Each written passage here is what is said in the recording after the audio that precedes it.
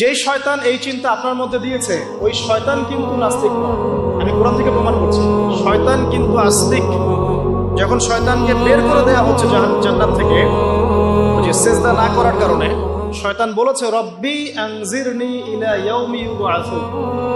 শয়তান আল্লাহকে বলছে রব্বি, হে আমার রব, আনজিরনি, আমাকে অবকাশ দিন, ইলা ইয়াউমি ইউবআসুন, সেই দিন পর্যন্ত যেদিন সবাইকে পুনরুত্থিত করা হবে।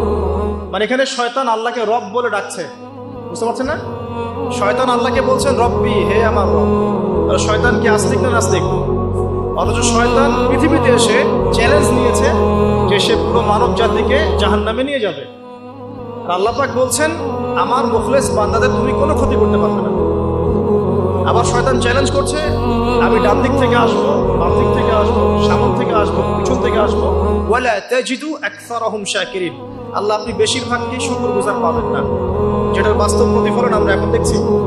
বেশিরভাগ মানুষ নামাজ পড়ে না, বেশিরভাগ দেখবেন রোজা রাখে না, বেশিরভাগই দেখবেন কোরআন পড়তে জানে না, ম্যাক্সিমাম সুদ খাচ্ছে, ম্যাক্সিমাম জেনা করে, মেজরিটি সংখ্যক মানুষ কিন্তু আল্লাহর বিধানের পরোয়া করছে না।